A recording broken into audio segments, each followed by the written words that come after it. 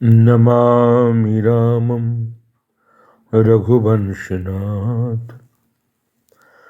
आज आपके सामने बहुत ही खूबसूरत परिचर्चा लेकर के आया हूं और उस परिचर्चा का विषय है film the Kashmir files. The Kashmir file एक ऐसी फिल्म है जो ये दर्शाती है कि 1990 में कश्मीर में किस तरह से कश्मीरी पंडितों का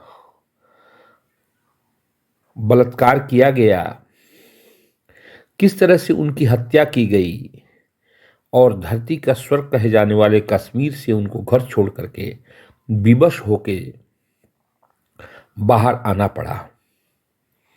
अनुपम खेर और मिथुन चक्रवर्ती मुख्य भूमिका में हैं। 1990 से 2022 तक 30 साल से बेसी का सफर हो गया और कश्मीरी हिंदू पंडित आज तक न्याय के लिए तरस रहे हैं। एक छोटी सी कोई घटना हो जाती है मुसलमानों के विरुद्ध तो छद्म सेकुलरवादी शोर मचा देते हैं और कश्मीर के हिंदू पंडितों के ऊपर जो जुल्म किए गए, जो अत्याचार किए गए, उसके लिए हमारे राजनेताओं की जुबान क्यों खामोश हो जाती है, यह देखने और सूझने और समझने की विषय वस्तु है। जब मस्जिदों से ऐलान हो रहा था, ऐ पंडितों, तुम अपनी पत्नियों को, बहनों को, मां को छोड़ करके चले जाओ, वरना तुम्हारा नरसंहार कर दिया जाएगा। पिता के आगे उसकी पुत्री का बलात्कार किया जाता था। कश्मीरी हिंदू पंडितों की आबरू को तार तार कर दिया जिहादियों ने, मुसलमानों ने। किसी के जुबान पे एक शब्द नहीं आया कि ये सेकुलर भारत में ये कौन सा नृत्य हो रहा है। सेकुलरिज्म की परिभाषा ही है हिंदुओं के ऊपर जुल्म हो तो चुप हो जाओ। ये लोग, ये सेकुलरवादी ये साबित करना चाहते थे और मुसलमान आतंकवादी हिंदुओं के माँ बहनों के साथ बलात्कार करते थे और उनका सर कलम करते थे, उनकी घरों में आग लगाते थे और कहते थे कि तुम यहाँ से भाग जाओ। ये सब कुछ होता था इस हिंदुस्तान की धरती में। जिस संविधान को बाबा अंबेडकर साहब ने लिखा, डॉक्टर राजेंद्र प्रसाद ने लिखा, उसी की धरती पर यह सब हो रहा था और हमारे राजनेताओं की जुबान चुप थी। आज भी कांग्रेसी चुप हैं, आज भी कांग्रेसी बोलते नहीं हैं। न जाने क्यों उन्हें कश्मीरी पंडितों का दर्द नजर नहीं आ रहा है। उनकी माँ बहनों की इज्जत लूटी गई सबके सामने, उनका सरेआम कत्लेआम किया गया और हम लोग देखते रह गए। हिंदुओं, तुमको भी सोचना होगा और सभ्य मुसलमानों को भी सोचना होगा कि इन जिहादियों ने क्या कर दिया। आज तक कश्मीरी पंडित अपने घर को लौट नहीं सके। वो धारा 370 जिसमें कि पाकिस्तानियों को तो कश्मीर में बसने की इजाज़त है, वोट डालने की इजाज़त है, लेकिन हिंदुस्तान में रहने वाला हिंदू चाहे कितनों वर्ष रह जाए, वहाँ के एमएलए के चुनाव में वो पार्टिसिपेट नहीं कर सकता है। अगर कश्मीर की बहू बेटी अगर पाकिस्तानी मुसलमान से शादी करती है तो वो जायज़ है, लेकिन हिंदुस्तान से हिंदुस्तान में चाहे हिंदू या मुसलमान से शादी करती है वो जायज़ नहीं है। देखिए कितनी बड़ी विडंबना है। और कांग्रेसियों ने ये क्या कानून बना रखा था? इसका मतलब तो यही है कि उनके ज़हन में यही था कि एक न एक दिन कश्मीर को हमें पाकिस्तान को दे देना है, इसलिए कि पाकिस्तानी मुसलमान वहाँ बढ़ते जाएंगे, हिंदुओं का कत्लेआम होगा, हिंदू हट जाएंगे और एक दिन कश्मीर पाकिस्तान ले लेगा। अगर हम लोग इस प्रकार की सोच को रखेंगे, मौत का भय इतना हमें लगेगा, तो हिंदू एक कायर कौम बन करके रह जाएगी। और आए दिन हम लोगों पर अत्याचार होते ही हैं। हिंदुओं के मुल्क में ही, जिसका नाम हिंदुस्तान है, इसी मुल्क में सेकुलरिज्म के नाम पे हिंदुओं का कत्लेआम होता है। ये कश्मीरी फाइल्स साबित करती है। और पंडित और वो जो छद्म सेकुलरवादी हैं, उन्हें हिंदुओं का खून नजर नहीं आता है।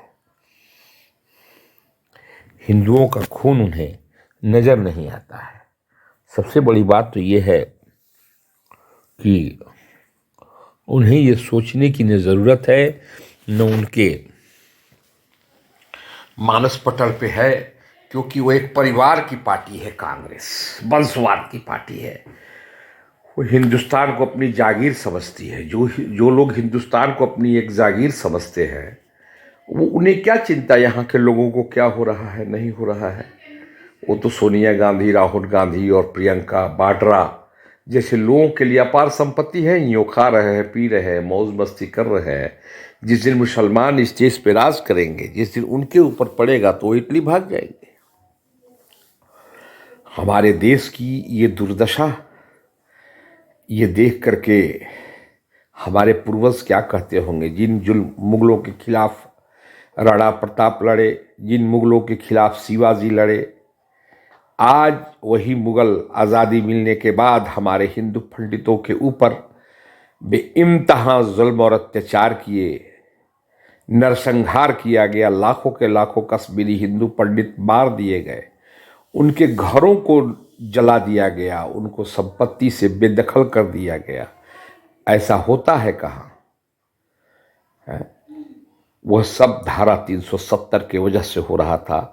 हमारे माननीय प्रधानमंत्री श्रीमान नरेंद्र मोदी ने धारा 370 को हटा दिया।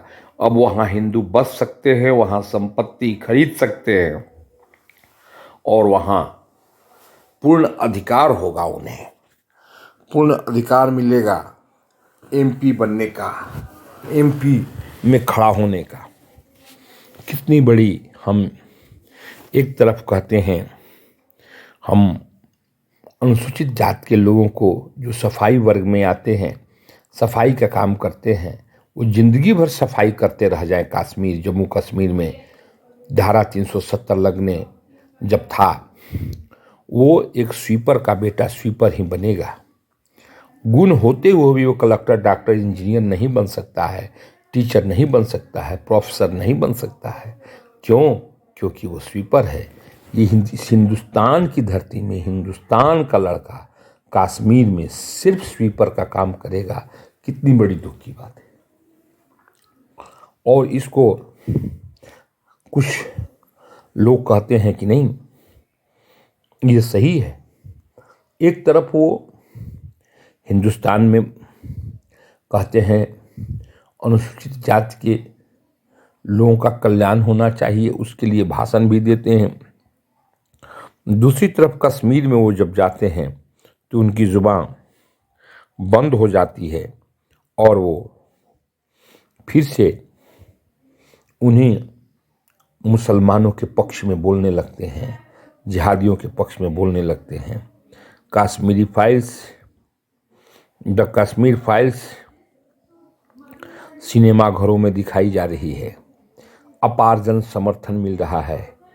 अब तो छद्म धर्मनिरपेक्षवादियों की आंखें खुल जानी चाहिए। हिंदू जग चुका है, देर से ही सही, लेकिन ये अपने हक और हुकूक के लिए वो संघर्ष करेगा। अब वो कश्मीर में सिर्फ सफाई का ही काम नहीं करेगा, अब कश्मीर के पंडित जा कर के अपने मकान में रहेंगे, अपनी ज़मीन के वो मालिकाना हक लेंगे, क्योंकि उनको तो भगा करके उनके मकानों पर, उनके मंदिरों पर मुसलमानों ने कब्जा कर रखा था, जिहादियों ने कब्जा कर रखा था, उनकी खेतों पर कब्जा हो गया था। और इसको कहते हैं कि ये धारा 370 है। हमारे कुछ राजनीतिक पार्टी कहते हैं ये धारा 370 अच्छी धारा है, इसको हटाते क्यों हो? हम आएंगे तो पुनः इसको बहाल करके देखिए कितनी बड़ी विडंबना है इस देश की। हिंदू एकजुट नहीं है, इसी की वजह से इनकी आज ये दुर्दशा हो रही है। काश हम हिंदू एकजुट होते और इन जिहादियों का मुकाबला करते। इस हिंदुस्तान की परिभाषा को हमें गढ़ना होगा। राणा प्रताप और शिवाजी के मंसूबों को फिर से साकार करना होगा और इन जिहादियों की जड़ें उखाड़ के फेंक देनी होगी, जो हमें हिंसा में मारते हैं, जो हमारी बहू बेटियों के साथ बलात्कार करते हैं, उनको अब सहन करने की क्षमता नहीं है।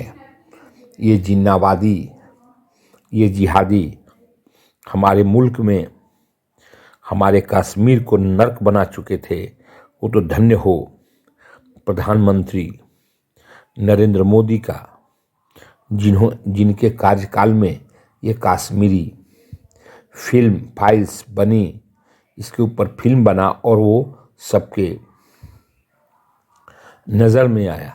अगर दूसरे की सरकार होती तो इस प्रकार की फिल्म बनाने की कोई हिम्मत नहीं कर सकता था। आज भी बॉलीवुड के लोग दूरी बनाए हुए हैं। सुनने में आता है कपिल शर्मा ने इस फिल्म को प्रमोशन करने से इनकार कर दिया। धन्य धन्य धन्य। कितनी दुर्भाग्य है हिंदुओं का कि हिंदू माँ बहनों की इज्जत लूटने वाले जिहादियों के कारनामों को उजागर करने वाली ये कश्मीर फाइल्स आज जबकि सब सिनेमाओं में दहाड़ रही है, उसको कपिल शर्मा कहता है कि हमारे शो में ये